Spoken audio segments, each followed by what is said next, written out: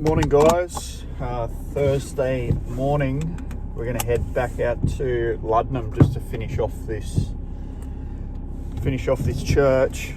It's pretty overgrown. If you watched the video yesterday, you would have seen what it was like. So it's a pretty big job. We just got to get on top of it and get it sorted. But wanted to jump straight into having all your eggs in one basket. So one of the problems with having all your eggs in one basket, when I say that, is having a lot of your time or a lot of jobs wrapped up with one customer or a couple of customers. But you may have some big sites, but you'll have that customer is connected with a lot of other sites that you do, and you've invested a lot of time in them. What happens with that is it can be really, really good when they're going well and when everything's flowing along nicely. You can get really a little bit ahead of yourself sometimes, and you think, right, everything's going great. We've got some really good connections here. We're getting some good leads with some nice big commercial sites, and we're starting to really pump out the work. And we're making a lot of money.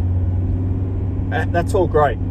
But when that comes crashing down, that's when it's a really big problem, because eventually with those big sites, you will eventually potentially lose them, or something will happen. And when something happens with that one contract or that one contact, it'll all come crashing down. And you'll basically fall off the face of the earth. It's happened to me before.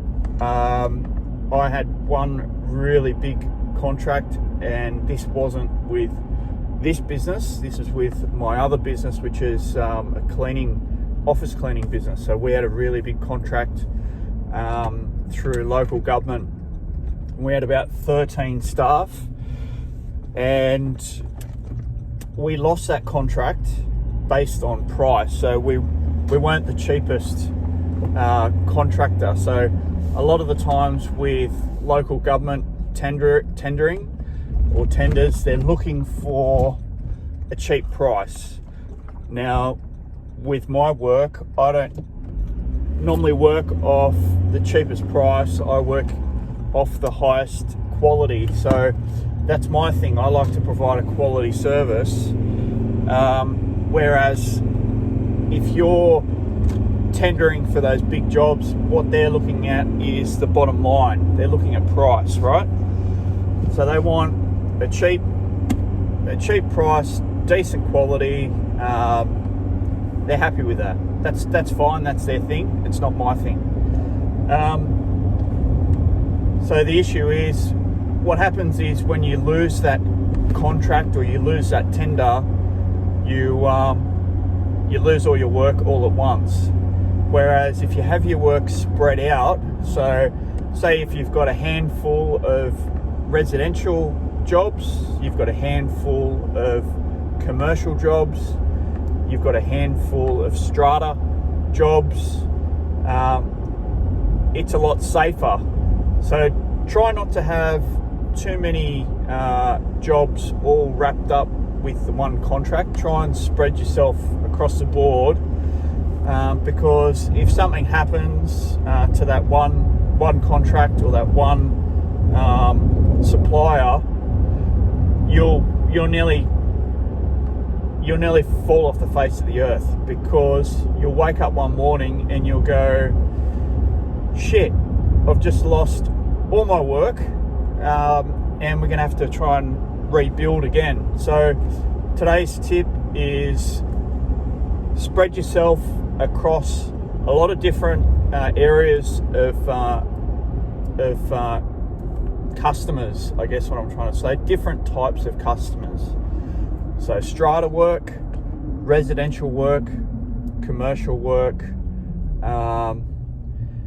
and yeah, so just try and be careful about that. Be very mindful. I've learnt my lesson from that. I've been burnt pretty hard by by losing a big contract, and you never forget it. Once it happens to you once, you'll never forget what it feels like when you've got to call all your staff and tell them that they haven't got a job because you've lost the contract. So you have a lot of little sites. Bigger isn't always better, guys. I'll tell you that. I'll tell you that over and over again. Bigger isn't always better. Sometimes the smaller fish are sweeter. So I'll leave you with that little thought bubble. We'll head out today to the church. Hopefully we get some more mowing action. Hopefully you've been enjoying the videos, and I'll see you in a little bit later on. So one of the other issues, guys, with having big sites is you need other people to help you out. So once you start doing really big sites, you need to have big setups or multiple setups. So what can happen is at that point you need to start relying on other people, so other staff members. And the problem with that is when you start relying on other people, they're hard to find. Good people are hard to find. People that are going to turn up each day and slog it out on whippersnippers. In the heat of summer, it's definitely hard to find people that are going to rock up each day, be reliable, and do that. It's just, you start to rely on other people. Whereas if you're solo and you have a really tight setup and you've got all the gear that you need, efficient gear, stand-on mowers, the right size gear for the right size jobs, well-serviced equipment, sharp blades. Really, at the end of the day, if you're set up like that and you're just doing slightly smaller jobs, you can be really efficient, especially if you have a tight route density. That really helps. But, a lot of the times when you have, you start to rely on other people, and then they start to not, they may not turn up, they're sick, they've got a problem with their wife, or one of their kids are sick.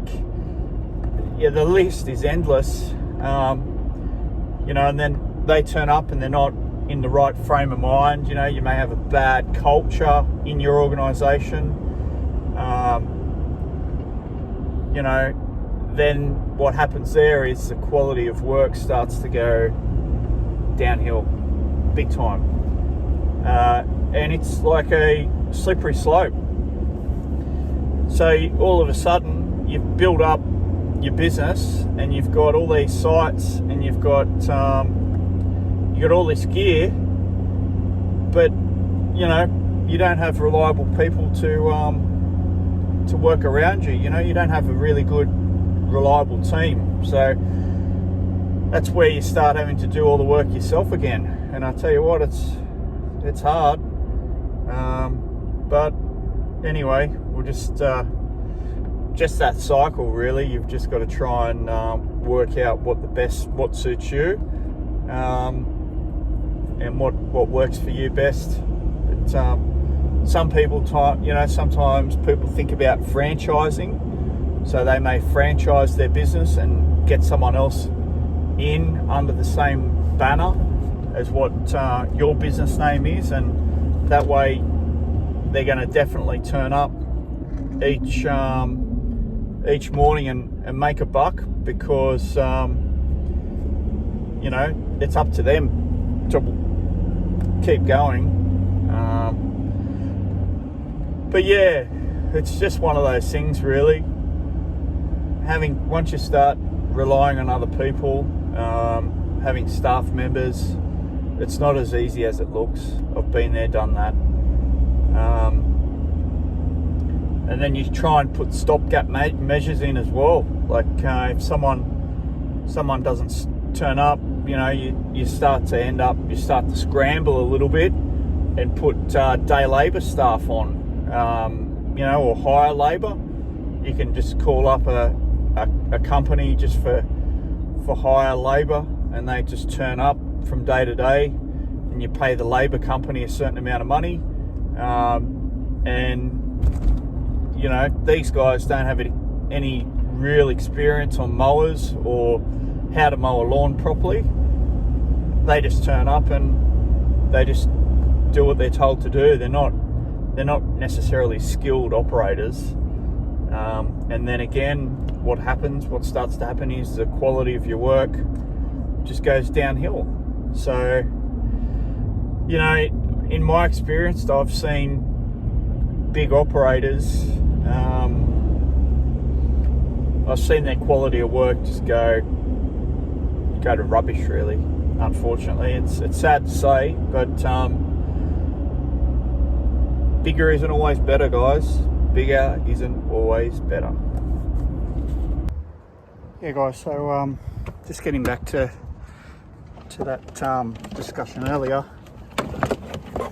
It's hard to do that one-handed. It's a good idea if you can just have a mixture of residential and commercial sites. Don't just commit too much to one company or one you know,